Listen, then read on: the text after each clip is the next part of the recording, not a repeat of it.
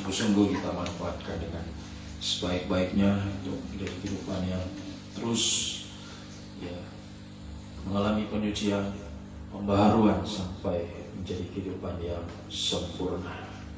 Puji Tuhan, kiranya kasih karunia, damai sejahtera dari Tuhan dilimpahkan di tengah-tengah kehidupan kita semua. Daniel pasal 8 ayat 14, kita lanjutkan firman penggembalaan dalam ibadah kaum muda. Daniel 8 ayatnya yang ke-14. Maka ia menjawab, sampai lewat 2300 petang dan pagi, lalu tempat kudus itu akan dipulihkan dalam keadaan yang wajar.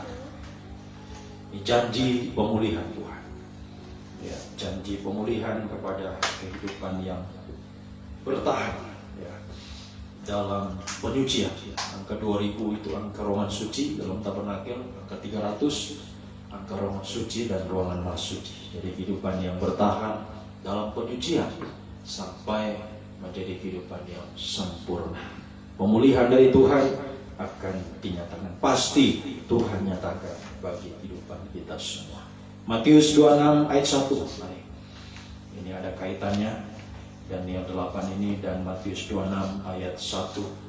Setelah Yesus selesai dengan segala pengajarannya itu, berkatalah ia kepada murid-muridnya dan seterusnya.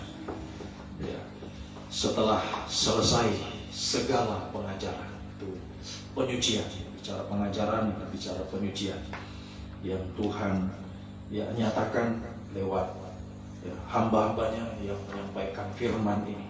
Secara khusus kepada kita di tempat ini dalam penggembalaan di ruangan suci, ya, sudah begitu banyak firman yang kita dengarkan. Ya, ada dua kemungkinan yang terjadi setelah semua firman yang kita dengarkan hari-hari ini. Satu, ayat 13 sampai ayatnya yang ke ayat 6 ya, sampai ayat 13. Seperti Maria, itu kemungkinan pertama. Menjadi seperti Maria yang setia sampai garis akhir. Dipakai Tuhan dalam pelayanan pembangunan tubuh Kristus yang terakhir sampai sempurna. Itu Maria. Kemudian yang kedua, kemungkinan yang kedua, ayat 14 sampai ayatnya yang ke 16. Seperti Yudas Iskariot yang mengkhianati Tuhan. Jadi ada dua kemungkinan setelah ya, firman pengajaran disampaikan. Ya, dalam penyucian ini ada dua yang terjadi, ya, seperti Maria yang setia atau seperti Yudas yang gugur menjadi pengkhianat. Nah, kita sudah pelajari tentang Maria, dan kita masih ya, berada membahas tentang Yudas. Ya, semoga ini tidak terjadi dalam hidup kita. Kemudian pergilah Yudas dari ke-12 murid itu yang bernambah, ya, Yudas Iskariot kepada imam-imam kepala. Ia berkata, 15, apa yang hendak kamu berikan kepadaku supaya aku menyerahkan dia kepada kamu? Mereka membayar 30 uang perak kepadanya. Yudas menyerahkan Yesus atau menjual Yesus dengan 30 keping perak.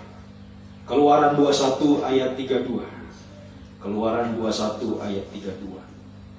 Harga 30 perak ini atau 30 sikal perak ini adalah harga dari lembu.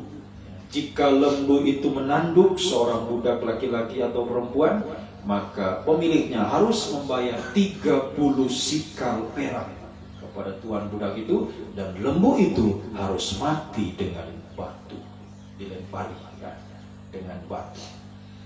Ya, jadi harganya Yesus ya, yang diberikan atau diserahkan oleh Yudas kepada imam-imam kepala adalah harganya lembu yang suka menanduk. Nah, lembu yang suka menanduk itu kita sudah pelajari, itu adalah ya, artinya sekarang bagi kita itu manusia durhaka. Ya, lembu yang suka menanduk itu manusia durhaka. Ya, seharusnya lembu ini dia dipakai untuk membajak. Ya, kalau kita lihat lembu, ya contohnya lembu sapi, ya, kalau yang kita kenal di sini, dia dipakai untuk ya, selain membajak, di sawah juga dipakai untuk menarik beban. Ya. Dan lembu itu dia ya, dipakai karena dia tunduk. Ya. Tapi kalau dia menanduk, nah berarti dia ya, tidak ya, semestinya dalam keadaan yang ya, mau dipakai, berarti itu menuju kehidupan yang durhaka. Ya, kehidupan yang durhaka. Ya. Itulah antikris dan nabi palsu ya, yang akan dibinasakan untuk selamanya. Namun Yesus tidak rela ya, kehidupan kita manusia ini yang menjadi kehidupan yang binasa. Dia rela dihargai 30 sikal perak ya, supaya ya, menjadikan kita lembu yang baik ya, lembu yang mau dipakai oleh Tuhan dalam pelayanan pembangunan tubuh Kristus seperti Maria ya. Haleluya. Jadi sebenarnya Yudas yang beri harga 30 keping perak, sebenarnya dia itu lembu yang sudah menanduk. Tapi Yesus rela menggantikan posisinya bersama imam kepala, ahli-ahli Taurat, dan kita semua manusia yang berdosa, kita sebenarnya yang harus mati. Namun Yesus rela ya, menggantikan posisi kita. Haleluya. Yudas 1 ayatnya yang keempat ya, sebagai dalam surat Yudas ini ya, Yudas ini ya, yang menulis surat Yudas bukan Yudas Iskariot ya. Dia adalah saudara Yakobus. Yudas saudara Yakobus ya, saudaranya Yesus ya, hanya tidak ya, satu benih ya. Yudas dan Yakobus ya, itu adalah dari benihnya Yusuf, sementara Yesus dari benih Roh Kudus. Jadi hanya satu kandungan atau satu ibu. Jadi bukan Yudas Iskariot ya, jadi dalam surat Yudas ini terjadi pemisahan antara Yudas hamba Yesus Kristus, itu pada ayat 1. Yudas ya, dia katakan hamba Yesus Kristus. Terjadi pemisahan antara Yudas hamba Yesus Kristus vs Yudas Iskariot. Nah, jadi kita mau ada di posisi yang mana? Yudas hamba Yesus Kristus ya, hambanya Yesus berarti dia meneladani Yesus, lembu yang baik ya, vs Yudas Iskariot, lembu yang menanduk. Nah, jadi kita mau berada di posisi yang mana ya, lembu yang baik atau lembu yang menanduk? Yesus rela disamakan seperti lembu yang menanduk supaya kita menjadi lembu yang baik, mau dipakai Tuhan ya. Nah di sini Yudas hamba Yesus Kristus ya, dia menuliskan dalam suratnya ayat 4, sebab ternyata ada orang tertentu yang telah masuk menyelusup di tengah-tengah kamu, yaitu orang-orang yang telah lama ditentukan untuk dihukum. Mereka adalah orang-orang yang fasik, yang menyalahgunakan kasih karunia Allah kita untuk melampiaskan hawa nafsu mereka, dan yang menyangkal satu-satunya penguasa Tuhan kita, Yesus Kristus. Itulah antikris, menyangkal atau ya, antikristus. Namanya antikris berarti dia menyangkal, menolak, antinya Yesus. Dia menyangkal satu-satunya penguasa Tuhan kita, Yesus Kristus. Dialah antikris dan nabi palsu. Itu lembu yang suka menanduk. Itu antikris dan nabi palsu, sama dengan orang yang menyelusup atau menyelundup di tengah-tengah kita. Ini kita perhatikan ya, seperti Yudas contohnya. Dia merupakan bilangan rasul, 12 rasul ya. Sudah dipakai Tuhan, dipercaya Tuhan. Yudas ya, memegang kas ya, dia bendaharanya Yesus pada waktu itu. Jadi dia dipercaya Tuhan, sudah dipakai. Namun ya, akhirnya dia berkhianat ya. Dialah orang yang menyelusup itu, menyelundup di tengah-tengah kamu. Nah ini kita perhatikan. Jadi antikris itu ada di tengah-tengah kita ya. Dan semoga ya, biar kita ya, kita semua mengatakan kepada diri kita, jangan saya Tuhan, mulai dari saya ya. Jangan sampai saya Tuhan orang itu. Begitupun kaum muda semua dan siapapun saudara yang mendengarkan firman. Semoga kita berkata kepada diri kita masing-masing, jangan saya Tuhan, jangan saya menjadi pengkhianat ya, biar saya seperti Yudas hamba Yesus Kristus ya, menjadi lembu yang baik. Jangan saya lembu yang menanduk itu, orang yang menyelusup di tengah-tengah penggembalaan ya. Ini kita perhatikan. Nah di zaman perjanjian baru itu ya, diwakili oleh Yudas, orang yang menyelundup. Nah, di perjanjian lama 2 Timotius pasal 3 ya, disebutkan oleh Rasul Paulus ya, apa yang diperbuat pada waktu itu di perjanjian lama ya, orang yang menentang Musa ya, 2 Timotius pasal 3 ayat 6 sampai 9 ya, jadi perjanjian baru Yudas. Di perjanjian lama nah, ini kita baca dulu. Sebab di antara mereka terdapat orang-orang yang menyelundup, menyelusup ke rumah orang lain dan menjerat perempuan-perempuan yang lemah, yang syarat dengan dosa dan dikuasai oleh berbagai nafsu, yang walaupun selalu ingin diajar. Jadi sudah mengenal kebenaran, orang ini sudah beribadah bersama dengan kita, sudah melayani juga seperti Yudas. Ya, sudah kenal kebenaran, sudah melayani, bahkan sudah dipakai Tuhan. Ya, namun tidak pernah dapat mengenal kebenaran. Artinya kebenaran itu sia-sia dalam hidupnya. Ya, dia hianati kebenaran firman. Ayat 8. Ayat 8. Sama seperti Yanes dan Yambres menentang Musa, demikian juga mereka menentang kebenaran. Akal mereka bobrok dan iman mereka tidak tahan uji. Jadi di perjanjian baru diwakili oleh Yudas, orang yang menyelundup, ya, manusia durhaka, antikris. Ya, tadi lembu yang sudah menanduk. Nah, di perjanjian lama diwakili oleh Yanes dan Yambres. Ya, mereka ini adalah orang Mesir di zaman Musa. Ya, memang di kitab Keluaran tidak disebutkan. Coba kita baca Keluaran 7 ayat 10. Nah, namun tadi Paulus menyebutkannya dalam suratnya kepada Timotius. Nah, itulah firman pengajaran ayat yang menerangkan ayat, saling melengkapi. Nah, Keluaran pasal 7 ayat 10-11. Musa dan Harun pergi menghadap Firaun, lalu mereka berbuat seperti yang diperintahkan Tuhan. Harun melemparkan tongkatnya di depan Firaun dan para pegawainya, maka tongkat itu menjadi ular. Kemudian Firaun pun memanggil orang-orang berilmu dan ahli-ahli sihir, dan mereka pun ahli-ahli Mesir itu membuat yang demikian juga dengan ilmu mantra mereka. Masing-masing mereka melemparkan tongkatnya, dan tongkat-tongkat itu menjadi ular. Tetapi tongkat Harun menelan tongkat-tongkat mereka. Nah, jadi ya, yang menentang Musa disebutkan tadi oleh Rasul Paulus. Ya, sekalipun dalam ayat yang kita baca tidak disebutkan namanya, ya, tapi ternyata mereka itu adalah ya, Yanes dan Yambres, ahli-ahli Mesir, ya, ahli-ahli nujum, ya, ahli-ahli ya, jampi di Mesir, ya, ahli-ahli sihir di Mesir. Ya, mereka itu adalah Yanes dan Yambres yang menentang Musa. Nah, ini kita perhatikan. Jadi di perjanjian lama ada contohnya, di perjanjian baru ada contohnya. Ya, ini menjadi awasan bagi kita. Ya, jangan sampai itu terjadi atas hidup kita. Ya, haleluya. Nah, mereka menentang Musa, Yanes dan Yambres. Ya. Terutama apa yang dia tentang di sini? Ya, yang Musa lakukan. Ya, Musa lemparkan tongkat, dia juga lemparkan tongkat. Nah, jadi yang ditentang oleh Yanes dan Yambres itu adalah tongkat. Ya, mereka menentang tongkat. Nah, apa pengertiannya bagi kita? Ada dua pengertian tongkat. Satu, ada dua pengertian tongkat sekarang bagi kita. Yang pertama, tongkat itu bicara salib Kristus. Ya, salib atau sama dengan porobekan daging, penderitaan.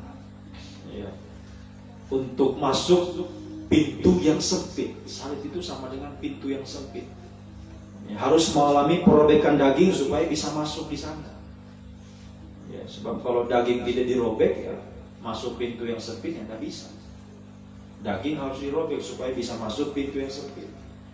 Jadi salib itu sama dengan pintu yang sempit. Ya, perobekan daging. Ya, haleluya. Sementara ini yang ditentang oleh Yanes dan Yambres, bahkan Filipi mengatakan, surat Filipi pasal 3 ayat 18, bukan cuma Yanes dan Yambres, tapi nah kita baca dulu. Ya, Paulus mengatakan kembali dalam surat Filipi ya kepada jemaat TV pasal 3 ayat 18, Filipi 3 ayat 18. Karena seperti yang telah kerap kali, itu sudah banyak kali. Ya. Dan firman ini juga sudah ya, banyak kali, bahkan sudah berulang kali disampaikan di tempat ini ya, kepada kita semua. Dan sekarang kunyatakan pula sambil menangis. Perhatikan, banyak orang hidup sebagai seteru salib Kristus. Banyak orang menentang tongkat salib, seperti Yanes dan Yambres. Dan sekarang juga hari-hari ini banyak orang yang tidak suka salib, tidak mau perobekan daging. Dia tidak mau masuk pintu yang sempit ya, sebab perobekan daging itu ya, membuat kita ya, harus berjuang untuk disucikan. Sementara orang yang tidak suka salib, nah itu bagikan ya, masuk pintu yang lebar ya, sehingga dia akan melampiaskan tadi ya, seperti Yanes Yambres dikuasai oleh hawa nafsu ya. Dia akan melampiaskan ya, apa yang dia inginkan ya, dia akan penuhi keinginan daging, hawa nafsu daging, sehingga jatuh di dalam dosa-dosa sampai puncaknya dosa ya, dosa makan minum, kawin mengawinkan. Itu orang yang menolak salib pasti jatuh di dalam dosa-dosa sampai puncaknya dosa. Makan minum, mulai merokok, minum mabuk, judi, narkoba, kawin mengawinkan, dosa seks dengan beragam macamnya ya, itu orang yang menentang tongkat, menentang salib, tidak mau perobekan daging ya, maunya ya, ibadah melayani ya itu sesuai keinginannya ya, yang enak-enak bagi daging ya, sehingga orang ini pasti akan jatuh dalam dosa ya, jatuh dalam dosa sampai puncaknya dosa. Nah, ini pengertian tentang tongkat yang pertama, salib, yang harus kita ya, haleluya, harus kita junjung tinggi, kita hargai hari ini salib Kristus. Dengan kita berjuang sebagaimana dalam Lukas pasal 13 mengatakan, Injil Lukas 13, berjuanglah untuk masuk pintu yang sesak itu. Lukas 13 ayatnya yang ke 23, 24. Lukas 13, 23, 24. Dan seorang yang berkata ya, ada seorang berkata kepadanya, Tuhan, sedikit sajakah orang yang diselamatkan? Jawab Yesus ya, Tuhan tidak jawab sedikit atau banyak, tapi apa yang Tuhan jawab? Tuhan katakan kepada orang-orang situ, berjuanglah untuk masuk melalui pintu yang sesak itu. Sebab aku berkata kepada banyak orang akan berusaha untuk masuk, tapi tidak akan dapat ya, jadi ya, banyak tidaknya diselamatkan itu tergantung perjuangannya.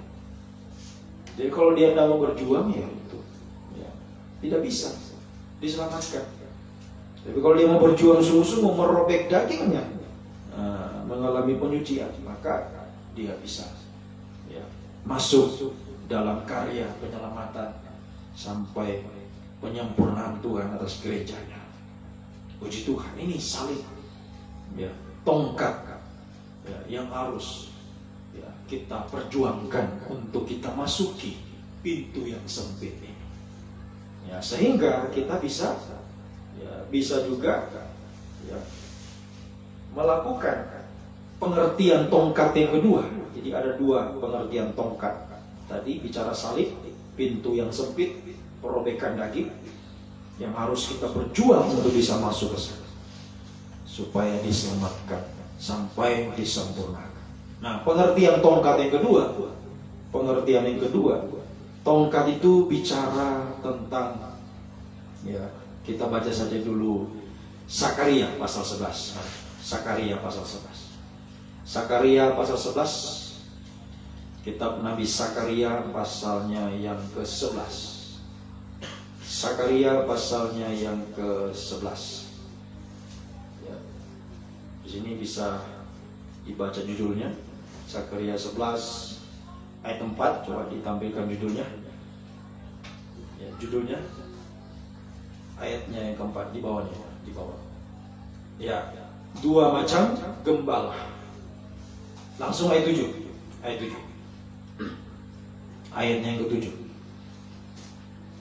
Maka aku menggembalakan domba-domba sembelihan itu untuk pedagang-pedagang domba. Aku mengambil 2 tongkat. Yang satu kusebutkan kemurahan, yang lain kusebutkan ikatan. Lalu aku menggembalakan domba-domba itu.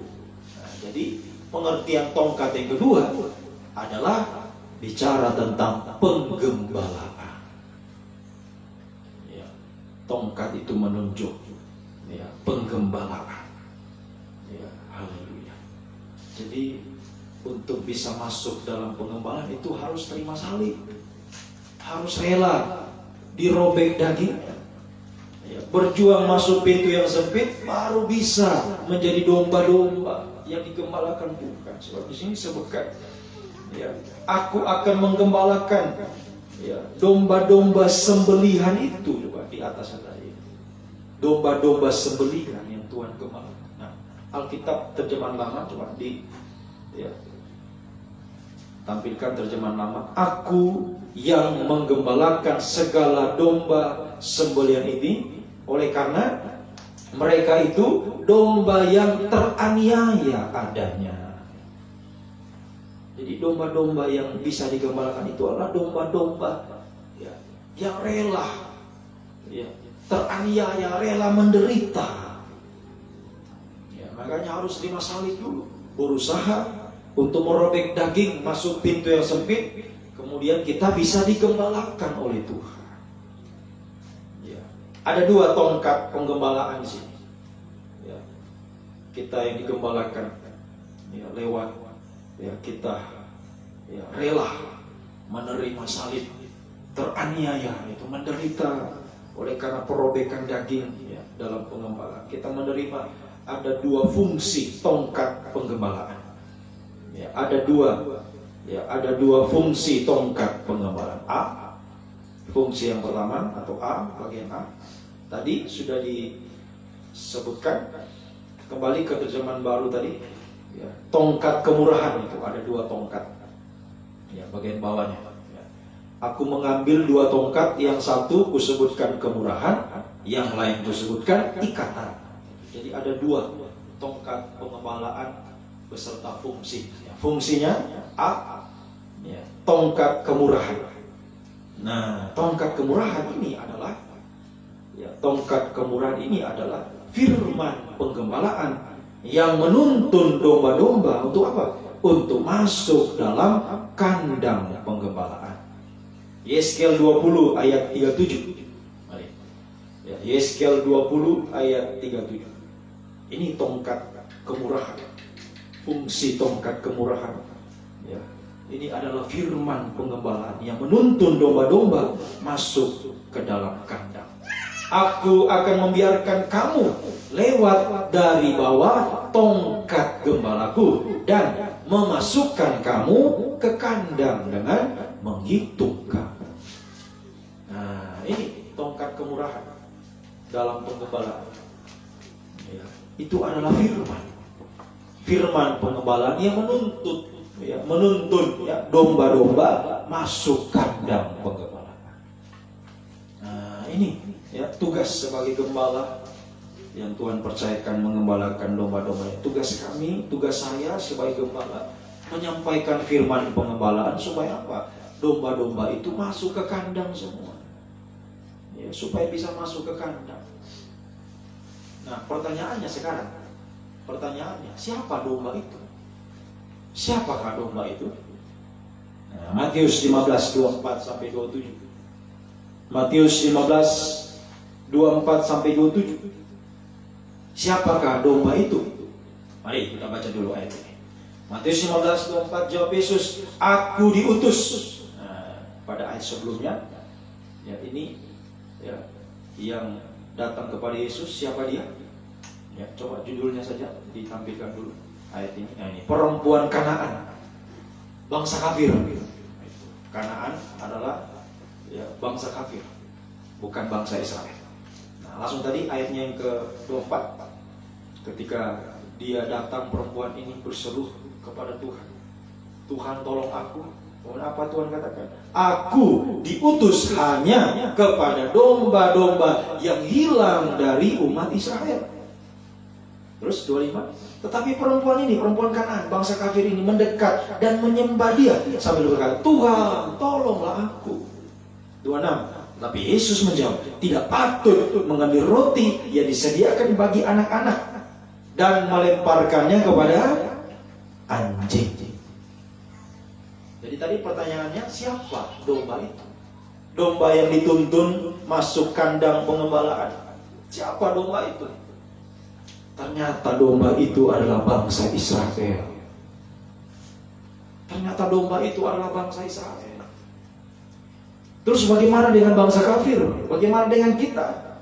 Sebab kita bukan keturunan Yahudi. Kita bukan orang Israel. Ya. Bagaimana dengan kita? Apakah kita juga dombanya Tuhan? Ya. Kita bukan dombanya Tuhan. Itu jawabannya. Dombanya Tuhan itu hanya bangsa Israel. Jelas Tuhan katakan, aku diutus hanya kepada domba. Itulah orang Israel. Tuhan diutus datang ke dunia sebenarnya hanya untuk bangsa Israel, dombanya yang terhilang.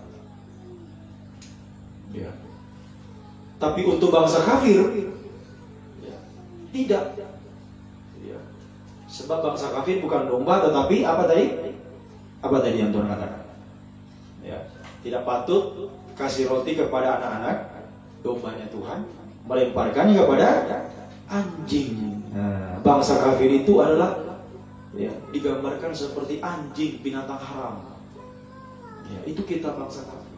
Jadi bangsa kafir ini, ya, itu disamakan seperti anjing, binatang haram yang tidak layak dipersembahkan kepada Tuhan. Ya. Haleluya. Jadi pertanyaan tadi, siapa dombanya Tuhan? Dombanya Tuhan itu adalah bangsa Israel. Ya, haleluya. Tetapi apa jawab perempuan ini? Ayatnya ke-27. Kata perempuan itu kepada, benar Tuhan. Namun anjing itu makan rema-rema yang jatuh dari meja tuannya. Terus, ya, 28. Maka Yesus menjawab dan berkata, hai ibu, besar imanmu, jadilah kepadamu seperti yang kau kehendaki. Dan seketika itu juga anaknya sembuh. Ternyata perempuan Kanaan ini mendapatkan kemurahan Tuhan. Itulah tongkat kemurahan. Jadi jikalau kita bangsa kafir, mohon maaf, anjing. Kalau anjing bangsa kafir bisa menjadi domba-dombanya Tuhan, itu adalah kemurahan Tuhan yang besar. Itu tongkat kemurahan yang membawa kita masuk di kandang. Sebenarnya kita tidak layak masuk kandang. Ya. Kita anjing, bukan domba. Ya. Tapi kalau kita bisa dituntun oleh firman pengembalaan ini, itu artinya kemurahan Tuhan yang besar, atau sama dengan kasih karunia Tuhan yang sedang kita bahas dalam pengembalaan. Kasih karunia Tuhan. Ya. Yang harus kita hargai sungguh-sungguh. Seperti perempuan Kanaan ini, dia katakan benar, benar. Ya. Anjing itu juga makan remah-remah seperti hati Tuhan. Ya. Tuhan tersentuh mendengar perkataan dia, sehingga Tuhan angkat seketika dia diangkat menjadi dombanya Tuhan yang layak untuk dilawat Tuhan. Pada tadi Tuhan katakan, aku diutus hanya kepada domba. Dan sekarang Tuhan lawat dia, berarti dia ini sudah jadi dombanya Tuhan. Perempuan ini sudah jadi dombanya Tuhan sehingga mendapatkan lawatan Tuhan. Kenapa dia bisa terima? Karena perempuan ini merendahkan dirinya. Jadi untuk bisa masuk dalam kandang pengembalaan, supaya bangsa kafir bisa masuk dalam kandang pengembalaan, digembalakan oleh firman pengajaran yang benar, itu membutuhkan kerendahan hati, membutuhkan kerendahan hati, kelemah lembutan. Apa itu rendah hati, lemah lembut? Ya, rendah hati itu kemampuan untuk bisa mengaku dosa kepada Tuhan. Lemah lembut itu kemampuan untuk bisa menerima firman sekeras apapun firman. Ya, seperti perempuan ini. Ya, dia dikatakan anjing tapi dia benarkan, iya Tuhan. Coba kalau hati perempuan ini keras, oh Malah mungkin Yesus langsung dia lempar dengan batu waktu itu. Wah, apa ini? Masa saya disebut anjing? Tapi perempuan ini lemah lembut hatinya. Dia merendahkan diri. Benar Tuhan, benar.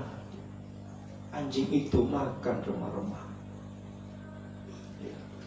Jadi Tuhan rindukan kita menjadi kehidupan yang lemah lembut, rendah hati, yang bisa menghargai firman pengajaran itu. Yang dikatakan perempuan itu remah-remah, tapi sebenarnya bukan remah yang Tuhan berikan. Sebab jelas roti ini ditolak oleh bangsa Israel. Yesus datang ke dunia ini 2000 tahun yang lalu ditolak oleh bangsanya sendiri, sehingga roti tadinya yang diberikan kepada dombanya Tuhan bangsa Israel dikasih kepada kita bangsa kafir. Jadi bukan remah-remah, tapi yang terbaik Tuhan berikan kepada kita. Oh, sedangkan remah saja dihargai, apalagi roti yang terbaik. Wah, seharusnya kita junjung tinggi, kita sangat menghargai itu. Ya, sehingga kita hari-hari ini bangsa kafir menerima firman pengajar, oh kita akan selalu bergairah mendengar firman karena ini diberi yang terbaik. Ya. Haleluya, betapa senangnya. Ya. Saya juga sekarang sudah punya anjing. Ya, kalau dikasih makan, sedangkan yang remah saya dijatuhkan. Wah, goyang ekor dia senangnya. Apalagi kalau dikasih sepotong ikan. Oh, ya, betapa senangnya dia. Nah, itulah yang Tuhan rindukan kepada kita bangsa kafir. Bagaimana respon kita saat mendengar firman? Begitu kita antusias yang mendengar firman, kita bergairah mendengar firman karena kita diberikan yang terbaik oleh Tuhan. Ya, sehingga kita akan sungguh-sungguh mendengar firman. Ya, kalau orang yang menghargai firman, dia bergairah mendengar firman, dia tidak akan mengantuk, dia tidak akan main-main dengan firman, dia akan fokus dengan firman. Nah, ini yang Tuhan cari. Ya, iman seperti ini tadi Tuhan katakan, besar imanmu ibu, besar imanmu. Ya, dalam Injil Lukas dikatakan, Lukas 18 ayatnya yang ke-8, iman seperti ini yang Tuhan cari di bumi. Aku berkata kepadamu, ia akan segera membenarkan mereka. Akan tetapi jika anak manusia itu datang, adakah ia mendapati iman di bumi? Semoga Tuhan dapati di antara kita yang mendengar firman saat ini, Tuhan dapati iman yang besar seperti perempuan Kanaan. Bagaimana dia merendahkan dirinya ya, untuk menerima firman yang keras yang Tuhan sampaikan. Ya, tadi kesaksian tadi, firman begitu keras hari-harinya, itulah firman pengajaran keras memang. Haleluya. Memang keras, tapi untuk menolong kita, untuk memasukkan kita ke kandang. Tadi untuk menghitung kita. Sebab kalau bangsa kafir ini tidak masuk di kandang pengembalaan, apa yang terjadi? Coba kembali ke Yeskiel tadi pasal 20. Seandainya dia tidak masuk kandang, apa yang terjadi? Ya, 20:37. Yeskiel 20 tadi 37. Tuhan memasukkan kita dengan tongkat penggembalaan, dimasukkan ke dalam, memasukkan kamu ke kandang dengan menghitung kamu. Terus aku, perhatikan, akan memisahkan dari tengah-tengahmu orang-orang yang memberontak dan mendurhaka terhadap aku. Aku akan membawa mereka keluar dari negeri tempat mereka tinggal sebagai orang asing, tapi di tanah Israel mereka tidak akan masuk, dan kamu akan mengetahui bahwa akulah Tuhan. Jadi Tuhan pisahkan mana yang masuk kandang, mana yang tidak boleh masuk, mana yang di luar. Nah, yang di luar ini adalah orang yang durhaka, orang yang terkutuk. Tadi lembu yang menanduk, itu orang yang tidak mau masuk kandang. Ya, alamatnya adalah kebinasaan. Jadi seandainya kita, bangsa kafir tidak masuk kandang pengembalaan, tidak ada artinya hidup kita di dunia ini. Apapun yang kita capai di dunia ini, kalau di luar kandang pengembalaan, semua tidak ada arti. Hanya kehidupan yang akan menerima hukuman, kebinasaan untuk semua. Semoga kita hargai tongkat kemurahan ini. Ingat, kita bisa ada di sini bisa ya terima pengajaran, bisa digembalakan, itu kemurahan Tuhan yang besar. Kemurahan Tuhan. Apalagi bisa melayani, tadi juga kesaksian tadi. Ya, untuk pertama kalinya, ya, haleluya, kekasih ini bersaksi. Kemurahan Tuhan, itu semua kemurahan Tuhan. Ya, bisa mendapatkan talenta dari Tuhan untuk melayani Tuhan, itu kemurahan Tuhan yang besar. Tidak semua orang bisa dapatkan talenta yang Tuhan berikan kepada kita. Ya. Kalau kita bisa mengenal pengajaran ini saja, bisa digembalakan, itu sudah kemurahan yang besar. Apalagi dipercayakan talenta, apalagi bisa melayani Tuhan.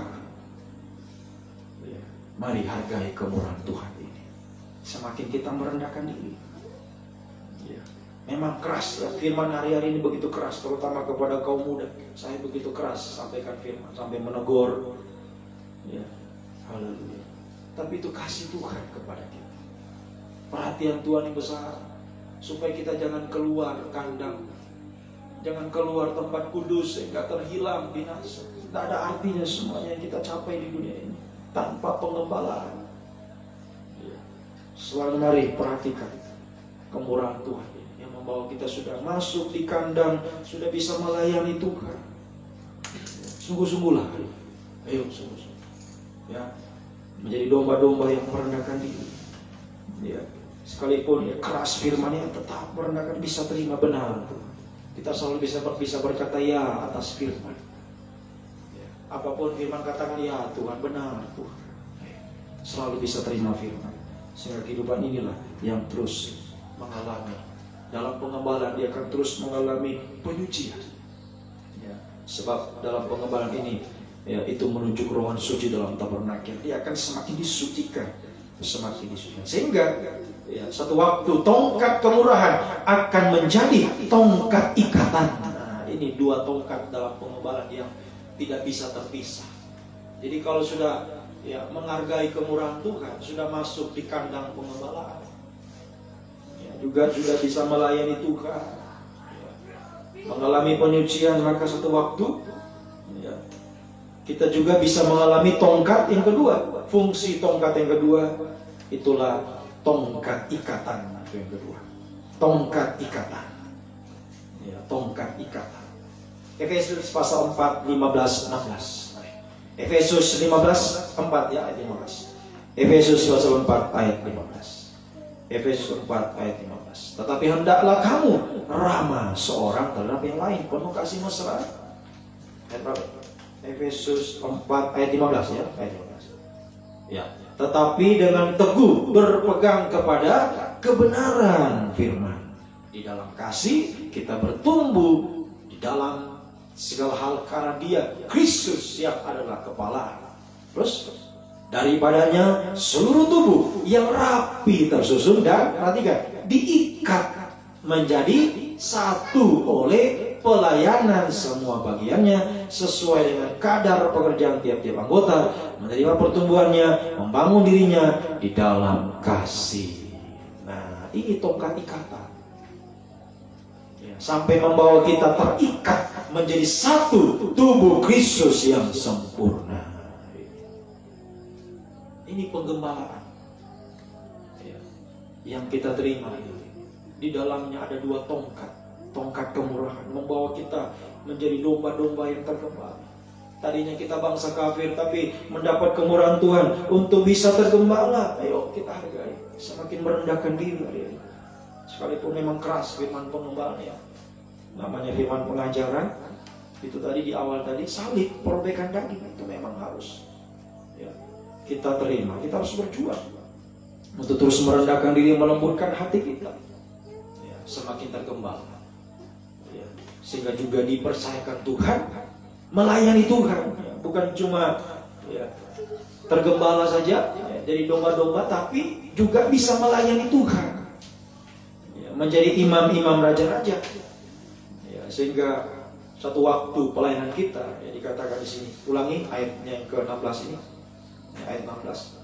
Daripadanya seluruh tubuh yang rapi tersusun diikat menjadi satu oleh pelayanan semua bagian. Nah, ini seperti kita ya, dalam ya, tubuh kita ya, Ini semua telah diikat menjadi satu.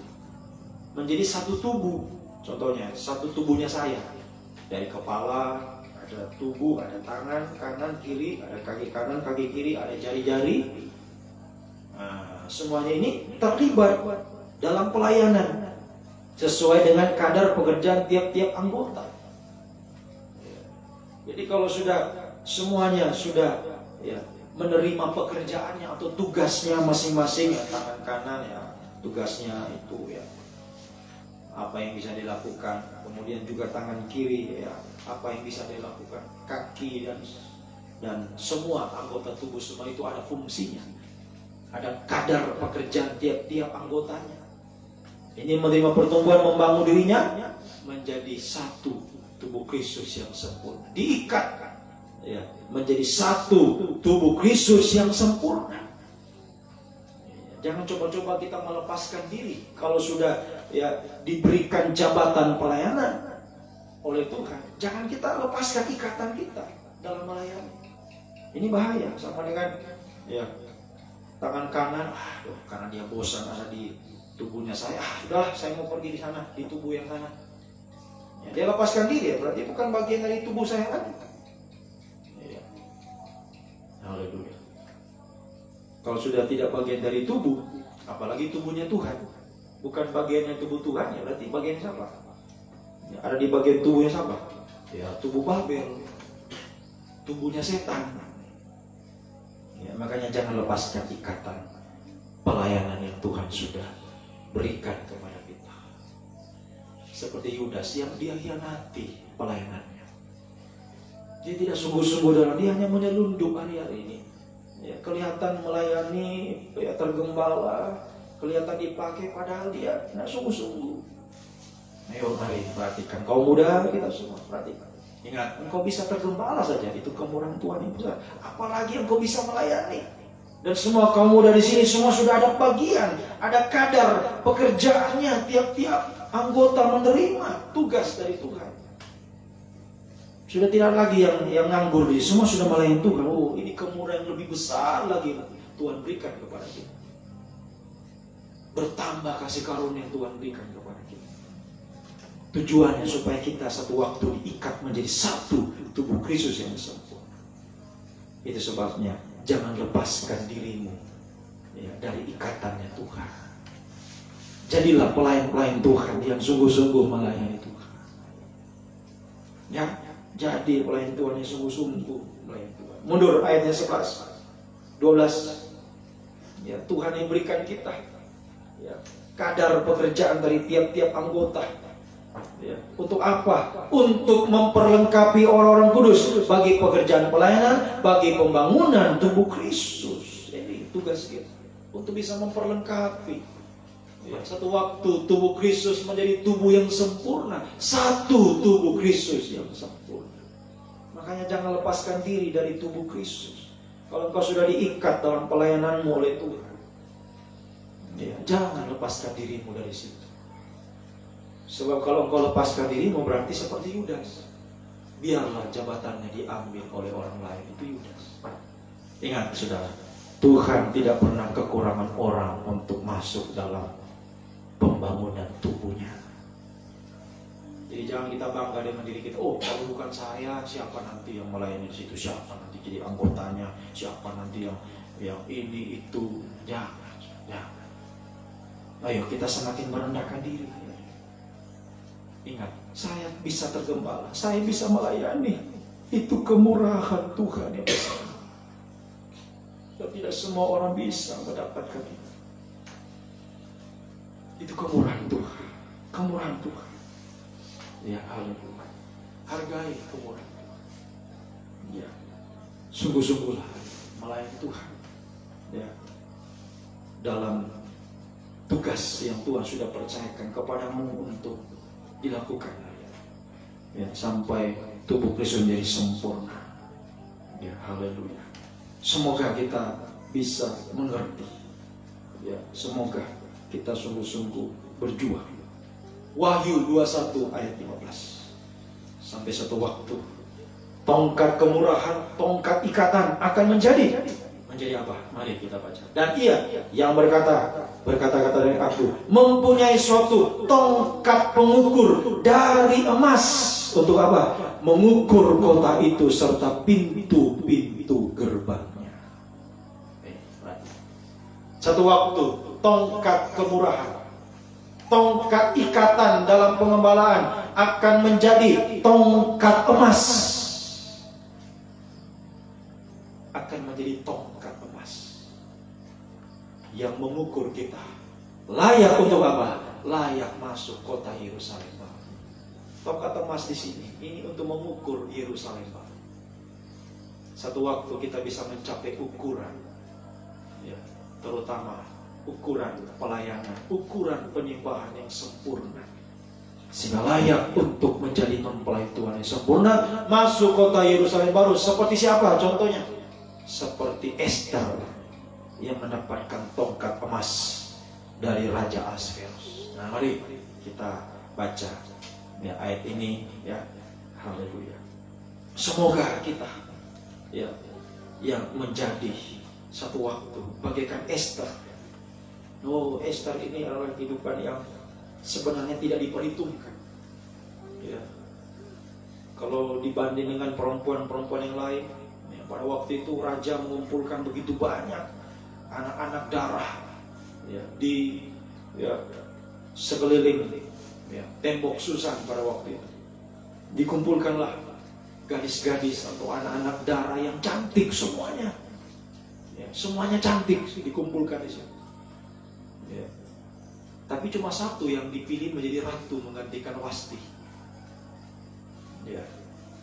Dan Esther terpilih menjadi ratu pada waktu itu. Padahal dia adalah seorang yang, ya, tidak punya orang tua lagi. Itu, ya, saudara bisa baca selengkapnya kisah Esther ini dari pasal 1, 2 dan seterusnya. Ya. Ayatnya yang ya, ayatnya Esther pasal 2 dulu kita baca. Esther pasal 2. Esther pasal 2 ayatnya yang ke-15. Jadi bisa dibaca selengkapnya ayat 1. Esther 2 ayat 15. Esther 2. Esther pasal 2 ayat 15. Ketika Esther anak Abihail, Esther 2 ayat 15, yakni saudara ayah Mordekai, yang mengangkat Esther sebagai anak. Jadi Esther ini tidak punya orang tua lagi. Dia hanya punya paman yang namanya Mordekai. Ya, jadi Esther ini, ya, adalah kehidupannya, gambaran kehidupan yang tidak berdaya, tidak punya harapan. Ya, sudah tidak punya harapan lagi, sudah tidak punya ibu, tidak punya bapak, tidak ada harapan. Ya. Mana mungkin bisa jadi seorang ratu? Tapi itulah kemurahan Tuhan yang besar bagi Esther. Ketika Esther, ya, digembalakan di bawah pengawasan Hegai, ya, sudah bisa baca. Ya, perempuan-perempuan itu semua diawasi oleh Hegai. Hegai, ya, haleluya, seorang, ya, pengawas, ya, perempuan pada waktu itu. Ya, ayatnya yang ya, mundur kita baca ayat 3, ya, ayat 3. Hendaklah raja menempatkan kuasa-kuasa di senap daerah kerajaannya supaya mereka mengumpulkan semua gadis, anak-anak darah. Perhatikan, anak-anak darah yang elok rupanya, ya, semua yang cantik semua dibawa di dalam benteng Susan, di balai perempuan, di bawah pengawasan Hegai, sida-sida raja, penjaga perempuan. Nah, jadi Hegai ini sekarang gembala yang sedang menggembalakan sida jemaat itu untuk dipersiapkan menjadi ratu, menjadi mempelai Tuhan. Tapi ingat, tidak semua, ya, mereka yang digembalakan ini bisa jadi ratu, bisa jadi mempelai Tuhan. Ya, makanya kita harus hargai kemurahan Tuhan. Bisa masuk saja di, ya, dulu perempuan-perempuan itu bisa terpilih masuk di, ya, benteng Susan, diawasi oleh Hegai itu. Ya, perempuan-perempuan yang sudah melewati seleksi. Ya. Kalau ya kita sekarang, ya, biasa-biasa yang kita nonton di layar kaca itu seperti Putri Indonesia, ya, Miss World, ya, Putri Ratu, ya, dunia, ya, itu semua dipilih dari, ya, berbagai-bagai negara. Nah, dari satu negara saja ya, itu menyisihkan berapa ribu bahkan jutaan perempuan untuk terpilih mewakili negaranya. Nah, kalau Putri Indonesia mewakili provinsi, ada dari Sulawesi Tengah, dari ya provinsi yang lain, dipilih cuma satu yang jadi Putri Indonesia.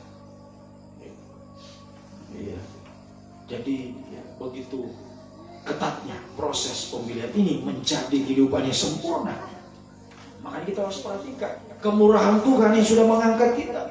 Boleh ada dalam penggembalaan di bawah penguasaan Hegai ini, kehidupan yang sudah tergembala. Ya, bahkan sudah melayani, itu diberikan wangi-wangian. Sekarang bagi kita menjadi kehidupan yang sudah melayani Tuhan. Ya, ingat orang yang melayani Tuhan itu adalah kehidupan yang mendapatkan seperti Yusuf jubah mahal indah, yang sama seperti wangi-wangian yang diberikan kepada mereka pada waktu itu. Ya, jadi tidak semua orang bisa tergembala, apalagi bisa melayani. Itu sebabnya hargai kemurahan Tuhan sampai engkau bisa menjadi ya, diikat menjadi satu tubuh Kristus, menjadi mempelai Tuhan seperti Esther yang pada akhirnya Esther dipilih menjadi ratu, dan kemudian pada pasalnya yang kelima Esther menghadap raja. Ya, pada waktu itu ya, sebenarnya ya, hanya ada dua yang terjadi. Seandainya raja tidak mengulurkan tongkat emas kepada Esther, Esther pasti mati. Ya, karena pada waktu itu yang ya, boleh datang kepada raja harus dipanggil dulu, walaupun sudah jadi ratu. Ya, boleh datang kepada raja harus dipanggil raja. Tapi kalau ya, ratu ini tidak dipanggil menghadap raja, nah, kalau raja tidak ulurkan tongkat emas, nah, mati ratu ini. Sekalipun dia ratu, dia akan mati. Tapi seandainya raja ulurkan tongkat emas, berarti raja berkenan kepada ratu ini. Nah, Esther pada waktu itu dia mau ya, datang menghadap raja untuk ya, haleluya, mencurahkan isi hatinya, mencurahkan bagaimana pergumulannya pada waktu itu. Bangsa Yahudi pada waktu terancam dibunuh oleh Haman. Bangsanya Esther mau dibunuh oleh Haman pada waktu itu. Ya. Haleluya. Sehingga Esther harus berjuang ya, untuk bisa mendapatkan tongkat emas dari raja. Sampai pada ya, pasal sebelumnya ya, Esther menyuruh pada ayat ya, sebelum kita baca pasal 5, kita baca dulu ayatnya yang ke-15, pasal 4. Esther pasal 4 ayat 15. Maka Esther menyuruh menyampaikan jawab ini kepada Mordekai. Pergilah, kumpulkanlah semua orang Yahudi yang terdapat di Susa dan berpuasalah untuk aku. Janganlah makan, janganlah ya, makan, janganlah minum 3 hari lamanya, baik waktu malam, waktu siang. Aku serta dayang-dayangku pun akan berpuasa demikian. Kemudian aku akan masuk menghadap raja. Sungguh pun berlawanan dengan undang-undang. Kalau terpaksa aku mati, biarlah aku mati. Dan apa yang terjadi pada pasal 5, pasal 5 ayat 1, pasal 5 ayat 1, Esther menghadap raja. Pasal 5 ayat 1. Pada hari yang ketiga Esther mengarahkan pelayan ratu, lalu berdirilah ia di pelataran dalam istana raja, tepat di depan istana raja. Raja bersemayam di tahta kerajaan di dalam istana, berhadapan dengan pintu istana itu. 2. Ketika raja melihat Esther sang ratu berdiri di pelataran, berkenanlah raja kepadanya, sehingga raja mengulurkan tongkat emas yang di tangannya ke arah Esther. Lalu mendekat Esther menyentuh ujung tongkat itu. Ya. Tanya raja kepadanya, apakah maksudmu hai Ratu Esther? Dan apa keinginanmu? Sampai setengah kerajaan sekalipun akan diberikan kepada. Oh, luar biasa. Esther bisa mendapatkan tongkat emas dari sang raja. Semoga kita juga, kalau kita sungguh-sungguh dalam pengembalaan, dalam pelayanan, kita menghargai tongkat kemurahan, tongkat ikatan dari Tuhan. Ya, menjadi kehidupan yang tergembala dengan sungguh-sungguh, menjadi pelayan Tuhan yang sungguh-sungguh melayani Tuhan. Ya, seperti Esther, ya, saudara bisa baca sebelumnya, sebelum dia menjadi ratu, ya, Esther selalu taat kepada Hegai. Itu pada pasal sebelumnya. Ya, ketika Esther mau menghadap raja, ya, dia tidak minta apa-apa. Coba kita baca dulu. Pasal 2 ayatnya yang ke-15. Ya, pasal 2 ayat 15. ketika Esther menghadap, ya, Esther yang tidak punya ibu bapak lagi, mendapat giliran untuk masuk menghadap raja, maka ia tidak menghendaki sesuatu apapun selain daripada yang dianjurkan oleh Hegai, sida-sida raja, penjaga para perempuan. Maka Esther mendapat menimbulkan kasih sayang kepada semua orang yang melihat dia. Jadi Esther dia hanya mau taat saja. Apa yang dibilang Hegai bilang, Esther kau pakai ini ya, pakai ya. Esther, bajumu harus begini ya. Esther nggak usah pakai kalung ya. Jadi iya saja, apa yang dibilang Hegai ya, taat saja itu. Ayo jadilah ya domba-dombanya Tuhan. Apalagi kita pelayan Tuhan yang taat ya. Taat saja. Apa yang katakan firman, kita hanya bisa berkata ya atas firman.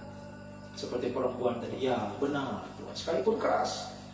Ya, padahal kalau perempuan lain, ya, apa yang dia minta, saya mau pakai baju ini, iya harus. Sebab semua perempuan yang menghadap raja, apa yang dia minta itu harus dikasih kepada dia. Itu peraturannya. Ya, jadi perempuan-perempuan lain, bajunya atas maunya sendiri. Ya, mungkin dia mau pakai apa, kalung yang banyak atau gelang yang banyak, atau mungkin anting-anting. Ya, mungkin sudah ada di hidung, ada di lidah dan sebagainya. Ya, menurut keinginannya. Tapi Esther dia tidak mau ikuti keinginan dagingnya. Dia hanya mau taat pada Hegai. Nah, mari kaum muda, ketaatan itu permulaan keberhasilan. Kalau engkau taat dalam pengembalaan, dalam pelayanan engkau taat, itu permulaan keberhasilan. Semakin engkau akan melihat itu tadi. Dikatakan sehingga Esther menimbulkan kasih sayang pada semua orang yang melihat dia. Engkau akan melihat, engkau mengalami kasih sayang Tuhan, kasih karunia, perhatian Tuhan yang besar kepadamu. Semakin Tuhan terpikat dengan hidup kita karena ketaatan kita. Jadi jangan pikir, kalau saya pakai baju ini, pakai baju itu, kalau rambut saya begini, rambut saya begitu, atau apa, Tuhan akan terpikat dengan saya. Tuhan senang dengan saya. Ya. Mungkin manusia bisa senang lihat engkau, tapi Tuhan belum tentu. Ya. Kalau bukan sesuai kehendak Tuhan, mau indah-indah bagaimana di pandangan manusia kalau tidak indah di depan Tuhan, karena dia tidak taat. Sekalipun dia cantik, dia ganteng, dia punya ini, punya itu, tapi kalau tidak taat, itu buruk, jelek di hadapan Tuhan. Jelek di hadapan Tuhan. Mohon maaf, mungkin kita sederhana, penampilan sederhana. Ya, haleluya. Mungkin semuanya serba sederhana. Ya. Tapi kita taat, nah itulah yang memikat Tuhan terhadap kita, membuat Tuhan terpikat melihat kita. Kita menimbulkan kasih sayang Tuhan. Ya, Tuhan akan selalu menaruh belas kasihan-Nya kepada kita. Sampai saat Esther harus berhadapan dengan undang-undang, harus bertentangan dengan itu. Ya. Tapi karena kerendahan hati Esther, kemudian tadi bagaimana kita melihat dia berpuasa juga, itulah pelayan Tuhan. Sudah taat, kita sudah taat, sudah setia dalam pelayanan, tapi masih juga ada penderitaan seperti Esther. Sudah jadi ratu, tapi masih ada penderitaan, ada tantangan, kemustahilan yang dihadapi waktu itu. Terakhir apa yang dilakukan? Dia berpuasa, itulah percikan darah. Makanya kamu muda sungguh-sungguh. Sudah tergembala, sudah jadi pelayan Tuhan yang taat, sudah setia. Ayo, biar kita bisa, firman Tuhan kita sudah dengarkan, bergembira, berbahagia di tengah penderitaan yang kita alami. Apa yang Tuhan izinkan kita alami hari ini, menderita masih, belum menerima jawaban dari Tuhan, belum diberkati Tuhan, tetap bergembira dalam pelayanan, tetap semangat melayani Tuhan. Sekalipun yang kita inginkan belum terjadi, tetap semangat, bahagia. Dari juga kesaksian Ibu Gembala tadi, sekalipun tadinya tidak mampu, tubuh lemah, tapi begitu doa semalam subuh, kuat. Nah ini, itu kehidupannya, bergembira, berbahagia di tengah penderitaan. Dan dengan itu terakhir ketika Esther bisa menghadapi penderitaan, Nah, kita sekarang lewat doa puasa, doa semalam suntuk, itu akan membuat Tuhan mengurungkan tongkat emasnya kepada kita. Apa yang mustahil ya, menjadi tidak ada yang mustahil. Esther harus mati karena sebenarnya bertentangan. Tapi ya, yang mustahil menjadi tidak mustahil ketika tongkat emas diulurkan kepada kita. Ya, semoga kita mendapatkan lewat ya, kesungguhan kita ya, menghargai kemurahan Tuhan ya, menjadi domba-domba yang tergembala, bahkan menjadi imam-imam melayani Tuhan dengan taat. Ayo taat, setia ya, sungguh-sungguh. Dan terakhir ya, bergembira sekalipun engkau masih menderita ya. Itu harus menderita. Tadi kita dengarkan ibadah raya seketika lamanya. Bergembira. Kau muda, engkau masih ya sulit hari-hari ini, mungkin yang lain sudah dapat yang diinginkan, engkau belum dapat, bahagia saja, bergembira dalam penderitaan. Jangan takut, pasti tongkat emas Tuhan ulurkan kepada. Tidak ada yang mustahil. Tadi katakan, setengah kerajaan pun kuberikan kepadamu Esther. Oh, luar biasa. Ya. Haleluya. Tadinya harus mati, tapi ini mau dikasih apapun yang dia mau. Oh, luar biasa. Nah, mari kita baca ayat terakhir. Ini sampai satu waktu kita bisa mengalami ya, tongkat emas ini membuat kita. Ulangan 33, 13-16. Mari kita baca ayat ini sebagai ayat terakhir. Ulangan 33 ayat 13. Ulangan 33 ayat 13. Ulangan pasal 33. Haleluya. Kemurahan-Mu lebih dari hidup, kemurahan-Mu lebih dari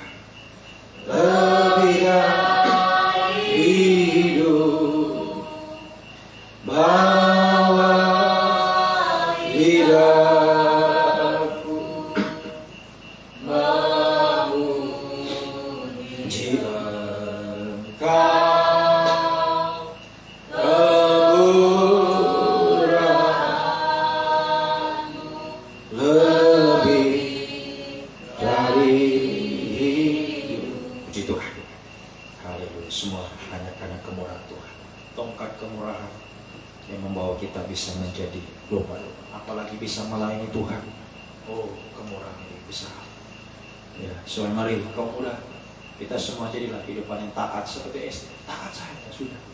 Sekalipun tidak sesuai keinginanmu, ya, ketika kau inginkan seharusnya, seperti Esther, dia maunya pakai baju warna merah, teman-teman. Tapi Hegai bilang jangan Esther, pakai baju warna biru. Nah, tapi ya, akhirnya Esther iya, walaupun yang merah dia suka, sudahlah biru saja. Taat saja. Tidak usah kita ikuti keinginan kita. Ya, keinginan daging, ayo biar bisa taat, berjuang. Jadi kaum muda, jadi pelayan Tuhan yang taat. Nah, itu permulaan keberhasilan taat. Taat, kalau bisa taat, kalau sudah taat pasti bisa setia. Orang yang taat pasti bisa setia. Bisa setia dalam melayani Tuhan. Ya, sampai menghadapi pergumulan seperti Esther. Dia malah sudah jadi ratu tapi masih alami pergumulan. Kita sekarang percikan darah, kita lagi kesusahan penderitaan. kita berpuasa, doa semalam suntuk, tetap kita lakukan terus. Kita terus berjuang.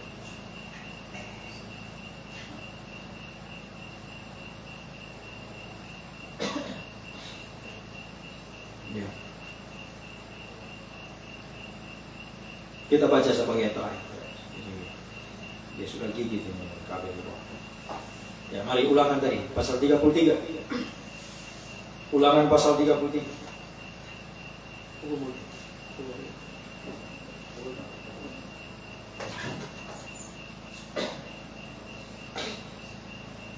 Ya, ulangan pasal 33. Ulangan pasal 33 ayatnya yang ke-13 sampai 16. Tentang Yusuf ia berkata, kiranya negerinya diberkati oleh Tuhan dengan yang terbaik. Satu, perhatikan. Ya, kita akan melihat di sini bagaimana Tuhan seperti Esther mendapatkan kasih sayang raja, tongkat emas. Itulah yang terbaik, Tuhan. Ya, dengan yang terbaik dari langit, dengan embun, dengan air samudera, raya yang ada di bawah. Dengan yang terbaik, dua, dari hasil jadi hasilkan matahari, dengan yang terbaik, tiga, yang ditumbuhkan bulan, 15, dengan yang terutama, 4. Jadi sama, terbaik, terutama itu sama. Dari gunung-gunung sejak dahulu, dengan yang terbaik, 5, dari gunung, dari bukit-bukit yang berabad-abad. 16, dan dengan yang terbaik, 6, dari bumi serta segala isinya, dengan perkanan dia yang diam dalam semak duri, biarlah itu semuanya turun ke atas kepala Yusuf, ke atas batu kepala orang yang teristimewa. 7, di antara saudara-saudara. Jadi sampai kita bisa menerima 7 yang terbaik dari Tuhan. Angka 7 itu angka sempurna. Itulah tongkat emas. Itulah tongkat emas. Menimbulkan kasih sayang Tuhan atas hidup kita, sehingga Tuhan sanggup menjadikan semuanya baik, menjadikan segala-galanya baik dalam hidup kita, sampai itu menjadi sempurna. Kita terima bersama Tuhan. Jangan takut, kaum muda. Ya, mungkin kita seperti Esther, tidak ada harapan. Esther tidak punya ibu, tidak punya bapak, tidak ada harapan hidupnya. Apalagi soal masa depannya. Ya, tentunya banyak orang pikir, oh Esther ini suram masa depan. Nah, karena ada harapan. Ya. Mungkin engkau juga ya, seperti Esther, kehidupan yang tidak berdaya. Ya. Kehidupan yang ya sungguh-sungguh ya, tidak mampu, ya, kehidupan yang ya, terpuruk kali ini. Apapun keadaan kita, mungkin ada yang sudah hancur, sudah gagal. Ya. Ayo, biar kita hargai kemurahan Tuhan. Lewat firman pengajaran ini kita datang kembali. Jadi seperti pujian kita, kembali pada jalan keselamatan. Kalau ya ada dosa, segera diselesaikan. Kembali, terlepaslah dari dosa hari ini kaum muda. Tergembalalah dengan baik, dengan benar. Sudah melayani Tuhan, ayo jadi pelayan Tuhan yang taat, setia. Bahkan sekalipun kita masih di tengah penderitaan, ya, tetap bertahan seperti Esther. Dalam puasa, dalam doa semalam terus kita lakukan sampai tongkat emas Tuhan berikan kepada kita. Tuhan menjadikan segala-galanya baik. Yang terbaik, yang terbaik, yang terbaik, terbaik semua. Sampai teristimewa. Sampai kita menjadi mempelai. Itulah yang istimewa Tuhan berikan bagi kita. Ya, hak istimewa, hak menjadi mempelai Tuhan, hak mewarisi kerajaan surga. Itu yang teristimewa yang Tuhan berikan. Baik kepada Esther, juga kepada yang kita baca di sini, Yusuf. Nah, kita sudah tahu bagaimana hidupnya Yusuf. Jadi sejak muda dia sudah tergembala. Ya. Dia sekalipun ya, mengalami penderitaan, jubah dicelup dalam darah, masuk sumur, masuk penjara, tapi Yusuf tetap taat setia sampai dia diangkat menjadi penguasa di tanah Mesir. Nah, jadi tidak ada yang mustahil. Ya, haleluya. Kaum muda, tidak ada yang mustahil kalau tongkat emas ini diulurkan kepada kita. Kita menimbulkan kasih sayang Tuhan. Bagaimana Tuhan akan membelas kasih melihat kita, apalagi di tengah penderitaan. Oh, Tuhan tidak biarkan. Seperti Esther, oh sungguh-sungguh menderita. Yusuf menderita, tapi Tuhan tidak biarkan dia. Tuhan angkat hidupnya. Tuhan jadikan semuanya baik dalam hidupnya sampai sempurna. Oh, bahagia. Ya, masuk pesta di kandang domba kerajaan 1000 tahun, Yerusalem baru untuk salah. Semoga kita mengerti, kita berjuang terus dalam penggembalaan, menghargai tongkat kemurahan, menghargai tongkat ikatan sampai menjadi tongkat emas bagi Tuhan.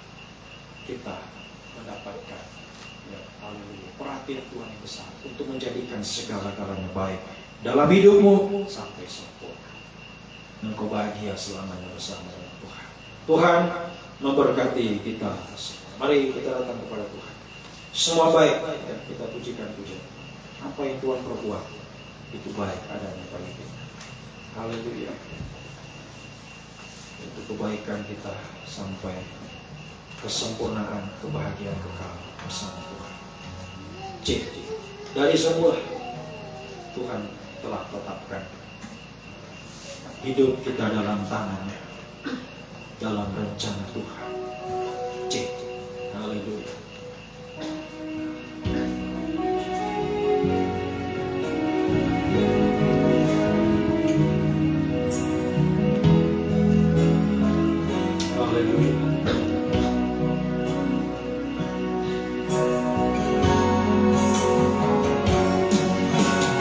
Dari semula Aku tetapkan hidupku dalam tanganmu, dalam rencanamu Tuhan.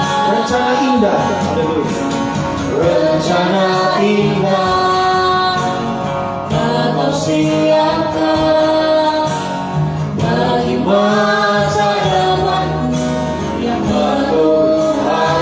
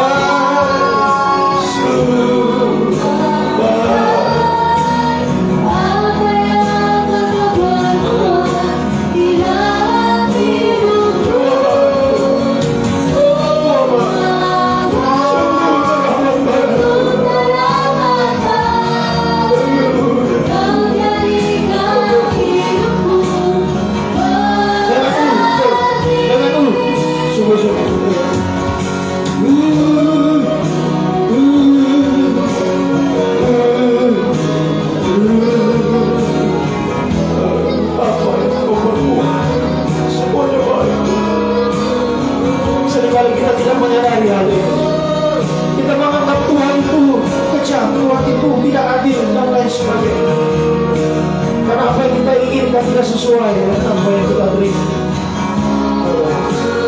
Lagi, tapi apa yang Tuhan perbuat dalam ini itu baik. Supaya kita menerima tongkat dari Tuhan, jangan kita menentang tongkat. Kita menerima salib Tuhan. Kita menerima pengembalaan dari Tuhan. Mengembalakan kita semua, menyucikan kita semua. Haleluya. Bagi semoga kita sadar, sekalipun memang bagi daging sakit, itu tidak baik bagi daging. Tapi apa yang Tuhan berbuat itu baik untuk kebaikan kita. Kalau mudah firman dengan keras hari ini, keras menyatakan, tapi untuk kebaikanmu kau mudah. Kita semua untuk kebaikan kita. Jadilah domba-domba yang terkembali sungguh-sungguh pelayan Tuhan kau muda yang sungguh-sungguh taat hari ini, setia melayani Tuhan. Lagi sekalipun di tengah penderitaan hari ini, ayo tetap bertahan, malah bergembira di tengah penderitaan. Sampai Tuhan mengulurkan tongkat emas ke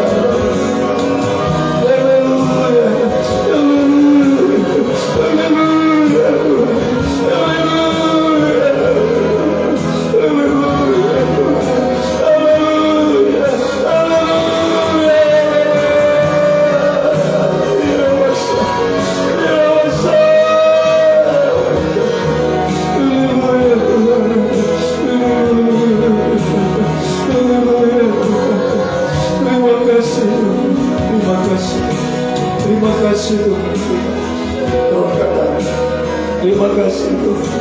Terima kasih Tuhan. Semoga benar-benar kita sadari bahwa Tuhan sangat mengasihi kita. Tuhan menjadikan hidupmu semakin baik. Kau mudah kita semua. Ingat apa yang Tuhan buat itu semakin baik untuk kebaikan kita semua. Ayo jadilah kehidupan yang semakin taat lagi. Sekalipun tidak sesuai keinginanmu, taatlah kau mudah, setialah sungguh-sungguh. Layani Tuhan dengan sungguh-sungguh dalam kesucian. Sekalipun di tengah penderitaan kau alami, tetap kuat untuk hati. Jangan kecewa, jangan putus asa. Serahkan hidupmu kepada Tuhan. Tuhan sanggup menjadikan segala-galanya baik dalam hidup. Mungkin posisimu hari ini seperti Esther yang tidak ada harapan, tidak berdaya. Mungkin seperti Yusuf yang sungguh-sungguh menderita. Tuhan sanggup mengangkat hidupmu. Haleluya, menjadikan semuanya baik dalam hidupmu. Mari, sekali lagi. Kalau ada yang merasa sungguh-sungguh, merasa tidak mampu, tidak berdaya, dalam posisi seperti Esther, seperti Yusuf, yang sungguh-sungguh ada dalam keterpurukan hari ini. Kita membutuhkan tongkat emas dari Tuhan diulurkan. Haleluya. Mari kita angkat dua tangan kita kepada Tuhan. Haleluya Tuhan. Haleluya. Haleluya. Haleluya. Haleluya.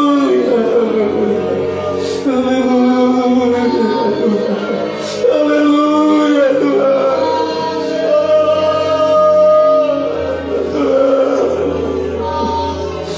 Kami mendapatkan segala dari matamu.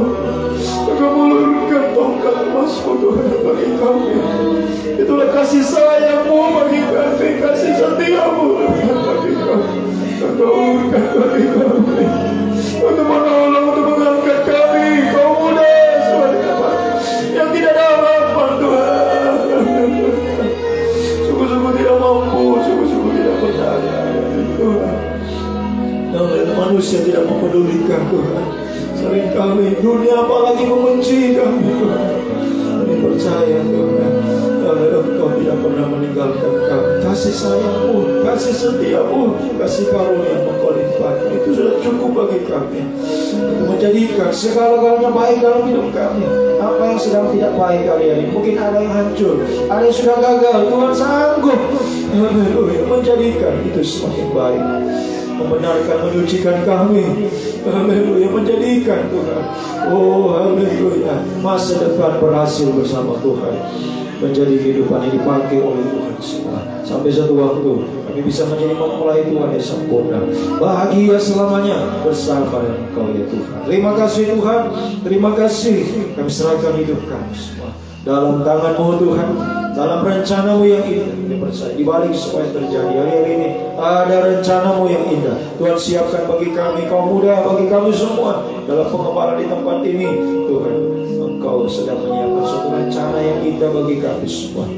Terutama semua dipakai Tuhan, semua dipakai Tuhan hari ini untuk haleluya, terlibat dalam pelayanan membawa Tuhan Kristus, memperlengkapi tubuhmu, membawa jiwa-jiwa datang kepada-Mu Tuhan. Sampai semuanya diikat menjadi satu tubuh Kristus yang sempurna, menjadi mempelai Tuhan, bahagia untuk selama-lamanya. Terima kasih Tuhan, terima kasih. Engkau sungguh baik, kawasan itu selama-lamanya kasih setiamu. Terima kasih Tuhan, terima kasih. Pujian, hormat, kemuliaan hanya bagi-Mu Tuhan Yesus Kristus, Raja segalanya, mempelai Yesus yang sungguh mengasihi kami, melimpahkan kasih setiamu, kasih karunia, kasih sayangmu bagi kami Tuhan. Bagikan tongkat emas yang sudah diulurkan bagi kami saat ini dan seterusnya sampai kami bisa masuk kota Yerusalem baru, bahagia selamanya bersama Engkau Tuhan. Terima kasih, terpuji Engkau Tuhan dari selama-lamanya sampai selama-lamanya. Dalam nama Tuhan Yesus Kristus kami naikkan doa kami. Haleluya, amin. Puji Tuhan. Kita akan memberikan korban persembahan kita kepada Tuhan. Kita pujikan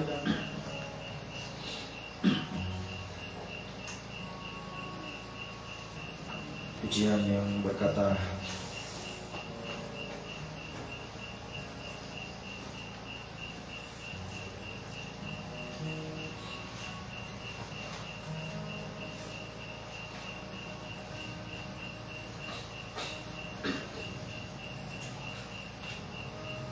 Tuhan Yesus baik.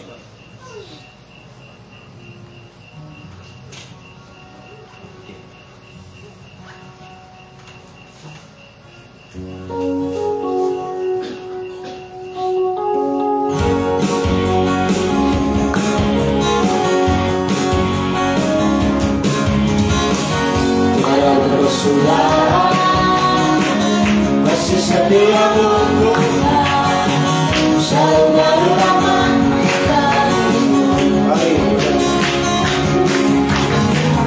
hari berganti hari, tetap melihat kasih-Mu, tak pernah berakhir. Tuhan Yesus baik, Tuhan Yesus baik, sungguh amat baik, untuk selama-lamanya. Tuhan Yesus baik, Tuhan Yesus baik, sungguh amat baik, dari selamanya, dari selamanya, untuk selamanya, untuk selamanya, sampai selamanya. Tuhan Yesus baik.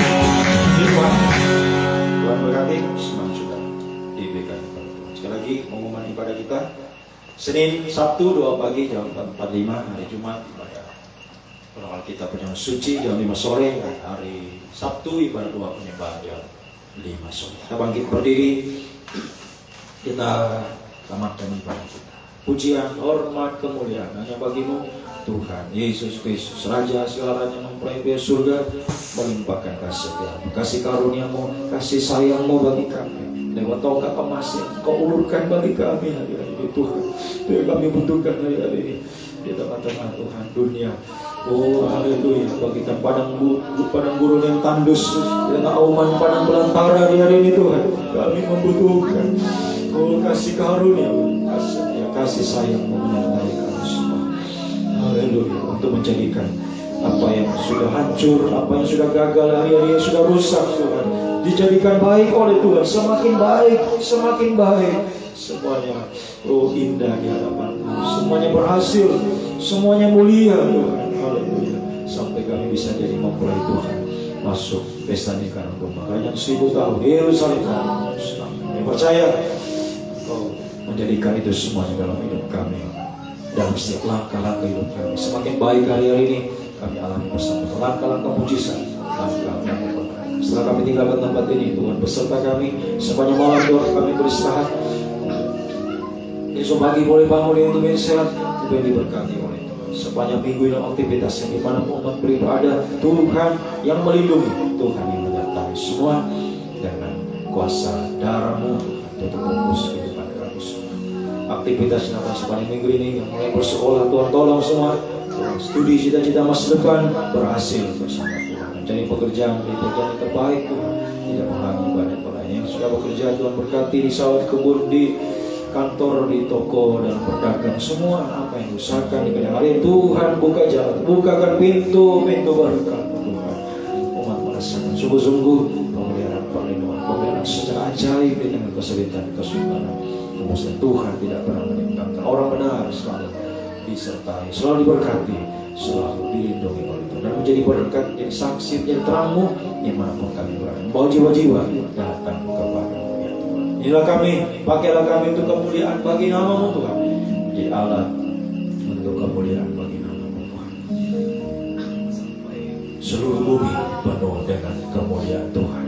Kami bisa berjumpa dengan Kau dalam kemuliaan di awan-awan yang permai, masuk 1000 tahun Yerusalem baru untuk selama-lamanya Tuhan. Kembalikan jam-jam ibadah semakin setia, berkobar-kobar sampai garis akhir, sampai Tuhan Yesus datang kembali. Terima kasih Tuhan, terpujilah Engkau Tuhan, dari selama-lamanya sampai selama-lamanya. Biarlah berkat-Mu, kasih karunia, kasih setia, damai sejahtera-Mu, Allah persekutuan Allah Bapa, Allah Sang Putra, Allah Roh Kudus, dalam nama Tuhan Yesus Kristus, tinggal menyertai mulai saat ini sampai selama-lamanya. Dalam nama Tuhan Yesus Kristus, amin. Sudah berdoa kepada kami. Haleluya. Amin. Selamat malam, Tuhan memberkati.